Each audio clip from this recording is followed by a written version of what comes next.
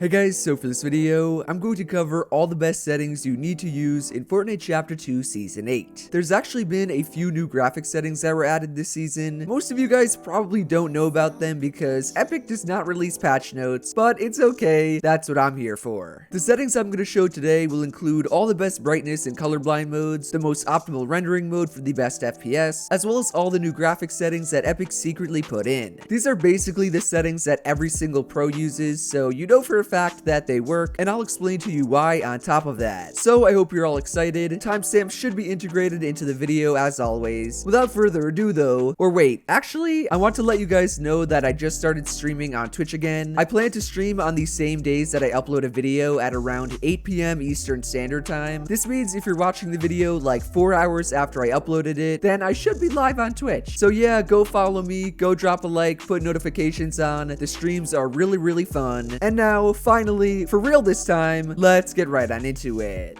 Alright, so I am in game, but we care about the settings. We're gonna cover all of them. That is just what we do. We're gonna start with the two, or I guess kind of three new settings. Textures, auto download high resolution textures, and then high resolution texture reminders. Textures obviously is not new, but if you look, it says high quality textures are not installed. This little blurb has never been there, and I guess it's because they have these two new settings. Auto download high resolution textures. All it does is it literally enables Fortnite to automatically download high resolution textures. It's pretty self-explanatory. Now, what's really important here is the note, and it says slower internet connections or devices with limited hard drive space may experience performance issues when the game is downloading high resolution textures. Turning this feature off may help improve performance and save disk space. Can you guys guess what we're gonna do with this option? We are going to turn it off. We do not want this on because obviously it's gonna be downloading something in the background as you play, which is not good for your ping. And then on top of that, you're losing hard drive space for really nothing. On the screen, I'm gonna put a really cool comparison video that a guy did. I forget his name, but I'll link his YouTube down below. He essentially compared performance mode with high resolution textures on versus high resolution textures off, not downloaded versus downloaded. And as you can see, the games really do not look that different. Any sort of lighting difference is because he did it at different times in the actual Fortnite day. So like, they look the exact same. The FPS is pretty much the same. High resolution textures off is a little bit higher. It's also more stable, but like, there's really no reason to have them because they are 20 gigabytes, and that is a ton of storage. I'm actually gonna go to the Epic Games launcher in a second, but as far as high resolution texture reminders go, that is the other new setting. Turn this thing off. I guess the reminder only appears when you have enough hard drive space and the automatic downloads are off. Like, if you had this on, you would not get reminders, but if you have it off and then you have this on, you would get reminders to turn the download high resolution textures back on. Like, bro, we don't want any of that. And like I said, I was gonna show the Epic Games launcher. So if you go over to your library, you can see Fortnite. Let me know how much time played you guys have. I have 140 days. I'm a loser. But on the right, there are 3 dots. Oh, and by the way, if yours does not look like this, it probably looks like this, but it's the same thing. Just press the 3 little dots. I can change how it looks over here. Press the 3 little dots, go to options, and then you can see what you kind of have downloaded and installed already. Fortnite Save the World, which I guess I can just not have. But under that is high resolution textures, and you can see it is 20 gigabytes of storage. That is a lot for something that, like I showed before, will get you less FPS, make your game way less stable, really does not have anything important. And the way you can tell whether or not you actually have it installed already is if you click it, you can see the download size is 19 gigabytes. So if I applied this, it would start downloading it, but because I do not have it, when it's unchecked, there's no download size. But Jerian, what if I have it checked and the download size is 0? That means you have high resolution textures, little Timmy. And what you're gonna do is you're going to uncheck it, just press apply. It is going to take them out of your game, basically uninstall them. You're not uninstalling Fortnite, don't worry. You're still gonna have Fortnite Core, Save the World. Let me actually do this for science. So apply, initializing. I just uninstalled Save the World. Can we get a rest in peace in the comments down below?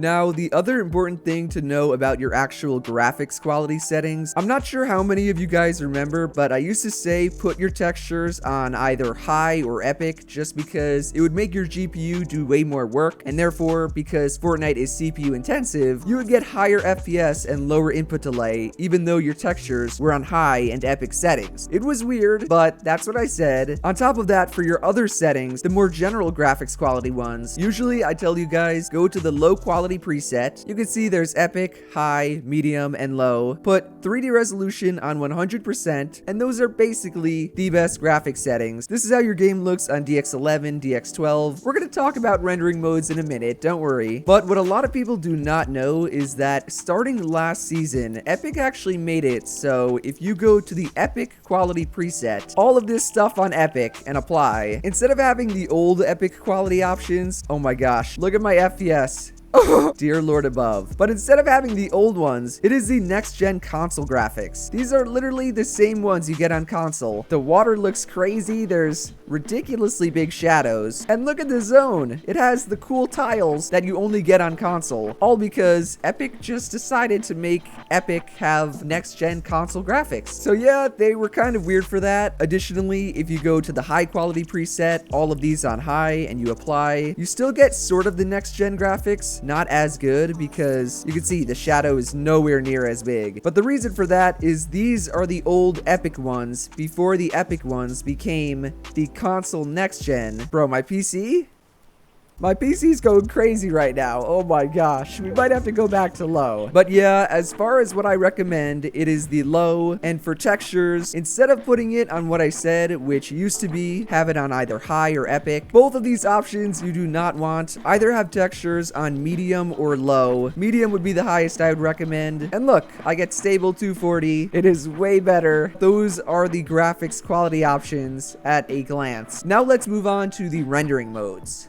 Onto the best rendering mode for FPS for low input delay. You guys should know what it is. It is performance mode alpha. This will get you the best FPS and lowest input delay no matter what computer you are on. And as far as these kind of textures and settings go, obviously have them on low, near, and off. But for meshes, this is the important one. This is where you choose between either mobile builds or normal builds. I honestly recommend people to go and switch to mobile builds, aka low meshes. By now, most of you guys probably have seen how many pros have switched to mobile builds. You know, I kind of called it. I don't want to flex and say I told you so, but it only made sense. Like, my mechanics on it are something else, and I'm a boomer. It feels so freaking good, and it's literally because the way your builds look, even though they are so ugly, that is how you get such good FPS and low input delay. Higher FPS quite literally leads to lower input delay. Like, you can't have high FPS and high input delay at the same time. That would make no sense. And to prove it, we will look up. I uncapped my FPS. Oh, we don't even get 1,000. Season 8. You suck, bro. Input delay is around 2 milliseconds, though. That's pretty solid. Anyways, though, you have pros like Reet, Scented, Muzz, Chucky, TK, Nutify. I could probably name like 500 pros, all that use mobile builds. All of them play on really high-end PCs, which is kind of the weird thing. Like, in theory, mobile builds were made for people who have low-end machines, but like, even players like myself who have really good setups, aka all these pros, they want as big of an advantage as possible, and they know that mobile builds is going to give it to them, even with how bad builds look.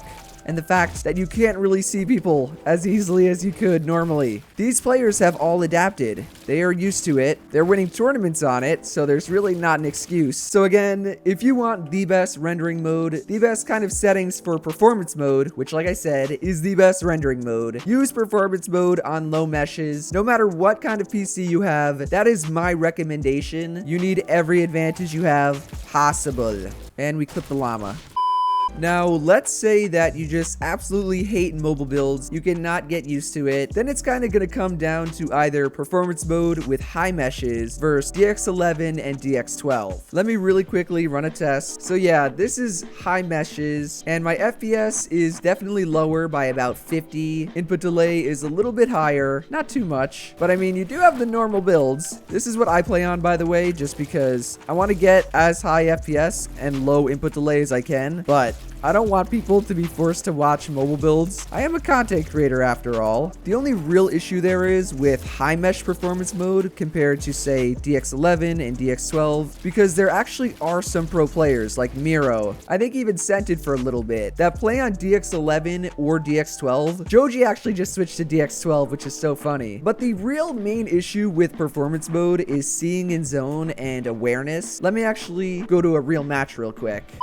Performance mode, you guys know the deal. This is how it looks. Low meshes and high meshes really does not change anything in terms of how it looks. In general, there's no grass, there's no kind of extra stuff. It's simple, and that's the reason you get great FPS with it. However, like I've been trying to say, the issue is with how zone looks. Right on time, there is the zone. You might not even be able to see. Like, bro, tell me where the zone is over there. You can't even see it. Are you kidding me? Inside the zone too. But yeah, this thing right here is why you see pros not on performance mode. It's the only bad thing about it. It's literally so bad and so hard to see that the next section is going to be all about the best colorblind mode just to see on performance mode.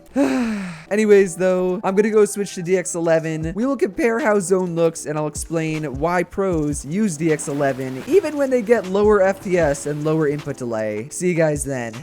Look how much easier it is to see compared to performance mode. There's like a huge thick white line on the bottom that for some reason performance mode just does not have. Don't ask me why. I don't work for Epic. The zone is just so much easier to see. And plus, when you go inside of it, it's basically the same as it is on performance mode. Performance mode used to be way better. Like on DX11, it used to be so much more purple and you could barely see. That was part of the advantage of performance mode. But now, DX11 will get you way better awareness. You could see zone way better. But Jerian, DX11 or DX12? Little Timmy, the answer to that is it all depends on your PC. You could fool around with either DX11 or DX12 if you really do hate performance mode. But like I said, I will always recommend you guys performance mode on mobile builds or normal builds. Performance mode will always get you the best FPS. It just comes down to if you have a low end PC, if you have a high end PC, if you want good awareness, if you're maybe the tarper. Do whatever the heck your heart desires. Just know I always recommend performance mode. Yeah.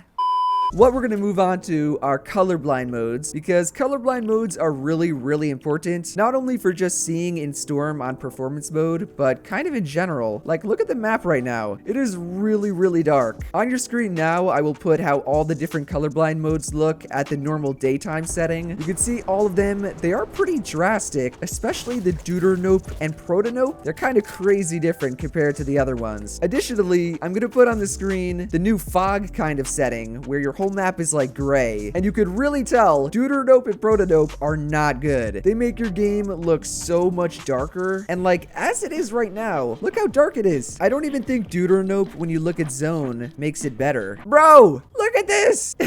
No, hell no. Nope, nope, nope, nope, nope. The two I recommend, like I said, are no colorblind mode and Tritanope. More specifically, Tritanope 5 is what a ton of pros, including Tayson, use. This is kind of the nighttime, and the blue is way brighter. The green is darker, but that just makes the zone contrast from it. I think Tayson actually might use 90% brightness. Yeah, I mean, it doesn't make a huge difference. Use whatever you want between 90 and 100 for Tritanope 5. I think it looks pretty fire. I used this all of last season, but what I've been using this season is not actually a colorblind mode. So turn colorblind mode off. This is the other option I recommend. Go down to around 85% brightness. Looks pretty solid as it is, right? But there's one more step. How this works, basically, you're gonna right click on your desktop, go to NVIDIA control panel. On the top left where it says display, you're gonna click adjust desktop color settings. Hold on, I cannot die to zone. We're playing not full screen Fortnite. What I'm gonna do is turn digital vibrance all the way up to 65%. So you see digital vibrance, adjust desktop color settings. Make sure you're on your main Fortnite monitor. Hit apply. Oh, please don't die to zone. No, no. Okay, I'm back in. Look at this in the daytime on the grass. Come on now. You might be able to go down to 75%. Oh, okay. Yeah. Between 75 and 85% brightness, no colorblind mode, and 65% digital vibrance. That is pretty solid. That's about as good as the Tritanope 5 one with no digital vibrance. Oh my lordy lord. Just try both of them out. Tell me which one you prefer, which one you use. issues. I'm gonna go die in zone now.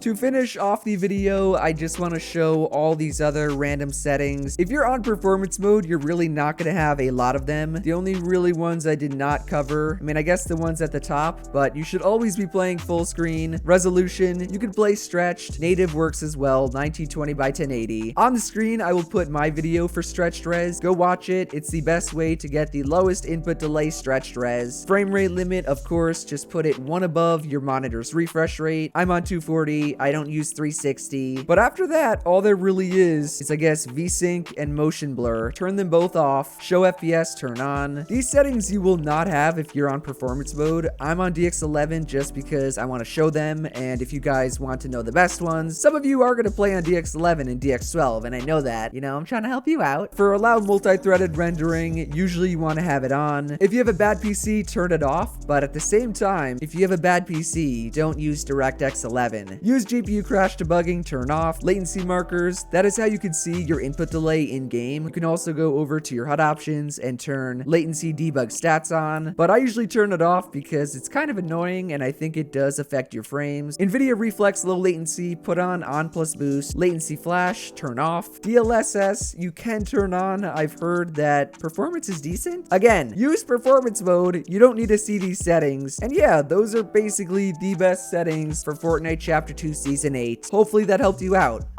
Overall, guys, those are the best settings in Fortnite Chapter 2 Season 8. So if you guys enjoyed the video or you learned something new, do be sure to drop a like, subscribe to the channel somewhere down here, and to turn on my post notifications. Shout out to everyone on the screen for using code JERIAN. I appreciate each and every one of you so much. Like I've been saying, if you used my code for the Battle Pass, please let me know. I'm trying to shout out everyone who did. Otherwise, that is it for me, and I will see you guys in the next one. Later.